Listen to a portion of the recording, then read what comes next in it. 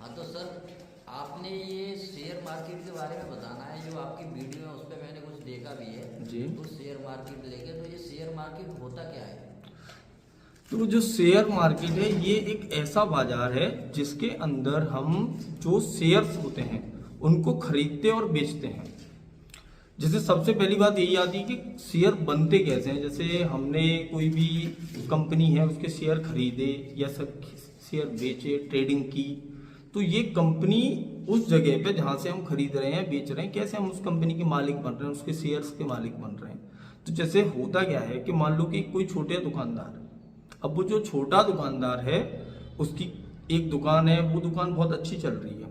अब वो अपने बिजनेस को ग्रो करना चाहता है कि मेरी ये जो दुकान है, एक दुकान ना रह के 100 दुकानें हो जाएं। तो उससे क्या चाहिए, उन 100 दुकानों को खोलने के लिए पैसे की जरूरत पड़ेगी। तो उस पैसे की जरूरत के लिए उसे पब्लिक से या कोई अलग ऑर्गेनाइजेशन से उनसे फंड चाहिए। तो ऐसा नहीं है कि हम ऐसे ही गए और किसी से भी फंड ले आए। तो उसके लिए गवर्नमेंट पर चीज़ें रजिस्टर्ड करानी पड़ती हैं, कंपनी को रजिस्ट्रेशन प्रोसेस है, वो आप किसी भी अपने सीए वगैरह से मिलेंगे तो वो आपको अच्छे से समझा देगा। तो वो सारी चीज़ें हमें करनी पड़ती हैं पहले। तो अब वो 100 दुकानें खोलने के लिए जो पैसा चाहिए उसके लिए एक आईपीओ निकलता है। आईपीओ का मतलब होता है कि इनिशियल पब्लिक ऑफरिंग।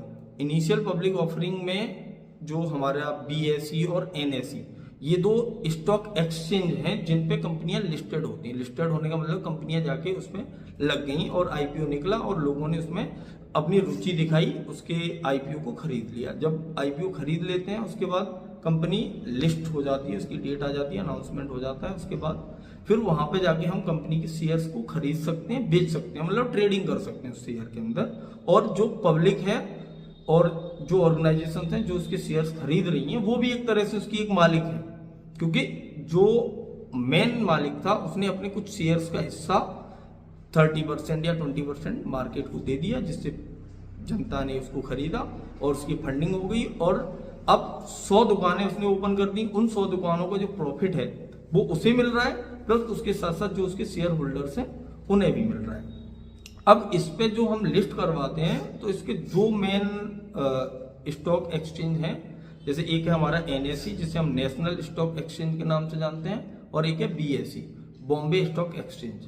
तो जो पुराना है वो है बीएसई और इस पर लगभग 5000 कंपनियां लिस्टेड हैं, और जो एनएसई है उस पर लगभग 1600 कंपनियां लिस्टेड हैं। और सब एशिया का जो सबसे पुराना स्टॉक एक्सचेंज जिसे हम कहते हैं वो बीएसई, बॉम्बे स्टॉक एक्सचेंज। मतलब इनका जो काम होता है वो एक तरह से एक बीच का प्लेटफॉर्म प्रोवाइड करा रहे हैं पब्लिक और कंपनियों के बीच का, कि मतलब एक तरफ से इन्होंने शेयर लिए और उन शेयर को दूसरे को बेच दिया। ये काम है इनका, ये जो बीच वाला हिस्सा है उसका काम ये एक्सचेंज जो हमारे स्टॉक हैं वो कर रहे हैं। तो शेयर मार्केट कुछ नहीं है, शेयर मार्केट सिंपली एक ऐसी चीज़ है जिससे हम शेयर को खरीद रहे हैं और शेयर को भी बेच रहे हैं उस पर। तो वही हमारा शेयर मार्केट।